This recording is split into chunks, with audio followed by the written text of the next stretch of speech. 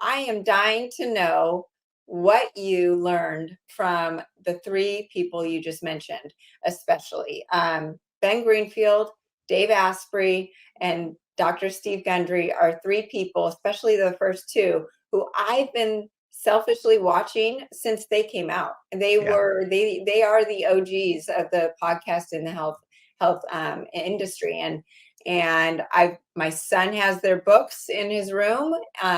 They, what they promote is what I align myself with, and mostly. So I would love to know what you learned from those three people. So Ben Greenfield, and we'll just put some teasers out there, because the reality is it's a concrete message from each of them. And I think Ben Greenfield has a more encompassing a concept, and I'd actually have to go back and look at the notes and think about the very specific things. But I can tell you one that I think really resonated with me. But Ben Greenfield, he actually covered 6 key points really to longevity. I don't remember. Probably have it in my notes here somewhere. I don't remember them specifically, but one of them that I thought was really important, right? He comes from the fitness side of things, right? So at one point was voted the nation's top personal trainer, right? So that's his thing. He's written 17 books. His most recent book is like Boundless Parenting. I got to listen to about half of that before I interviewed him. Just phenomenal stuff. Not sure I agree with all of it, but phenomenal stuff. The important thing that I think as a parent is you just need to get lots of ideas, and then you can hone those in with your own standards and figure out like what's the right thing to do. And sometimes it's hard to get ideas, right? You don't necessarily want them all coming from mom and dad, because you already know those ideas. You want them from outside people. Um, so the concept he had was that you should lay out your work environment so that you have like a kettlebell, you have like a pull-up bar, you're, stopping and doing some squats, so that if at the end of the day you got to go to the gym, that was in addition to a good enough workout. And I just thought that's a really good concept. So I did put up my pull-up bar. And so I'm not doing it enough, but I'm, doing some pull-ups during the day. I don't have a kettlebell at the office. I probably should add a kettlebell at the office. But I think the concept of being acutely aware of your motion, because that's one of the things that came out in longevity. I got I like to say lucky, that I started from the very beginning asking each expert, give me 2 to 3 habits, protocols, mindsets, let's call them shortcuts to longevity and a longer health span that you would share. So I've got that information accumulated, and that's something that's going to be available when you sign up for the summit. We've got a bunch of free PDFs so people can sign up for the summit. And by the way, it's free, right? So this is from February 26th through March 3rd, and it's free. And when you sign up, you get these free PDFs of lots of the key tips that we learned.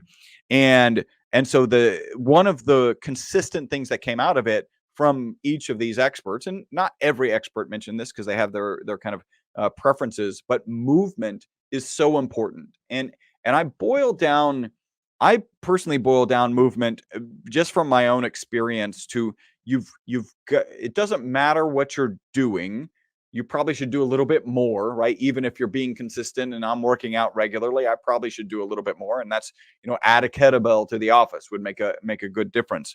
But if you're not doing anything, don't start committing to an hour a day. Like that's a recipe for disaster. Honestly, just commit. I've seen articles, and I don't know that this is it, but just commit to getting your workout gear on. Like just put it on, right?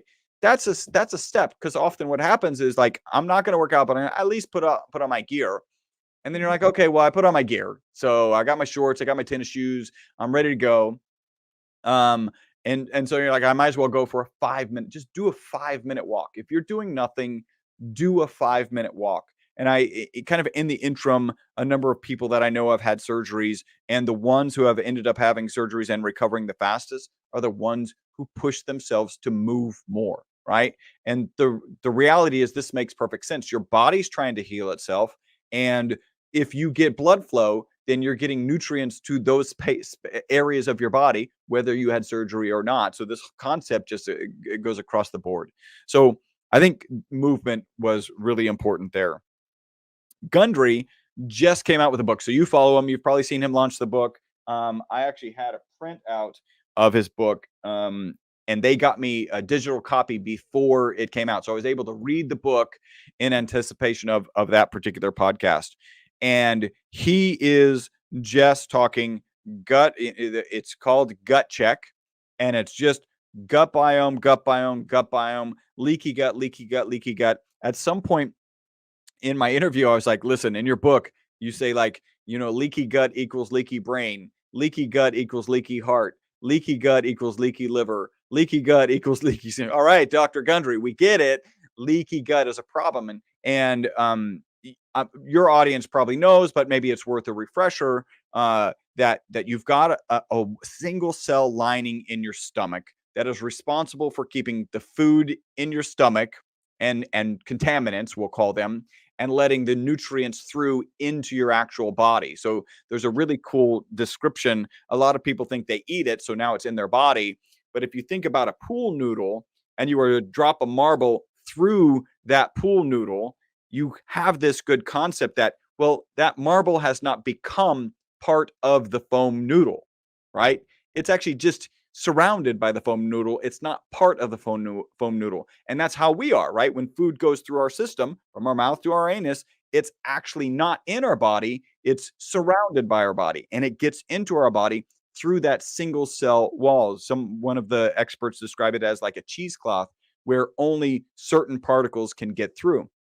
So when you have a leaky gut, you have these, and Gundry talks about lectins regularly that have created holes in that single cell wall that surrounds your gut. And now protein particles, lectins, are getting into your actual blood system. And what that causes, this was also covered by Dr. Tom O'Brien. He wrote the book Autoimmune Fix. What that causes is those proteins your body tends to identify as kind of your weak point. So maybe your weak point is your heart or your liver or whatever, your kidneys. And those proteins tend to look like those proteins of your heart, kidney, or liver, or like those cells. And so you get this autoimmune reaction, and it actually starts attacking your heart, kidney, or liver. And so you got to seal this leaky gut. That's the cause of all of these problems. And it wasn't just Gundry. It wasn't just Tom O'Brien. It was probably 5 other experts really honed in on that. And every expert, I probably ended up asking every expert, how important is the gut biome for whatever your area of expertise? And the answer is unequivocally extremely important. Well, before you go on, Yeah. I want to just emphasize, I mean, anyone who does my programs or my protocols know it's all about gut. My rock bottom, I was in the GI doctor. They were giving me no answers. And I had leaky gut. I had Crohn's disease, colitis. I had acne, hair falling out, so many issues. And it was all stemming from the gut. And it's, these foods, what I dive in deeper with my clients, on top of what Gundry says about lectins, is the sulfur and the oxalate food groups that can disrupt the gut. And those foods could have been healthy for you 4 years ago, before the spike protein hit all of us and disrupted the fat and protein metabolism in our liver and the sulfur detoxification pathways. I had a client just email me her list of supplements she's taking, and she has so much arthritic pain and she has thyroid issues and all that, but she's taking turmeric for her joints. Well, everybody, turmeric is high in oxalates, especially if you're taking it as a supplement and it's all concentrated. And when people are juicing and they're juicing spinach and kale, you've got all of these oxalates and sulfur vegetables that are concentrated, and that's not the way nature intended us to eat them, right? Though our ancestors didn't have juicers and blenders. They had one celery stick that said, okay, enough fiber, I don't need any more celery. We share that for the family. Right. Yeah. Exactly. So all of these things, it is all about the gut, because I know you on a high protein diet right now. Well, that protein's not doing you any good if you've got leaky gut and you can't break down that protein and actually turn it into amino acids to go to your bicep muscles that you're using your kettlebell with, Yeah. right? So Yeah. it's this all.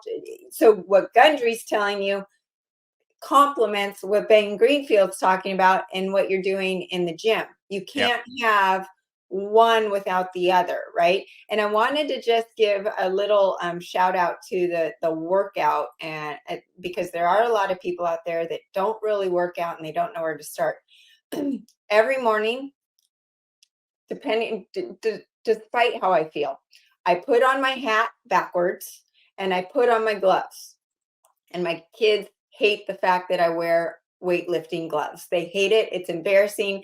And they're probably totally embarrassed that I'm outing myself right now. But once I put those on, that's my uniform telling my brain that it's time to work out. And sometimes that workout is going to be amazing. And sometimes it's not. And Yeah. it's me stretching.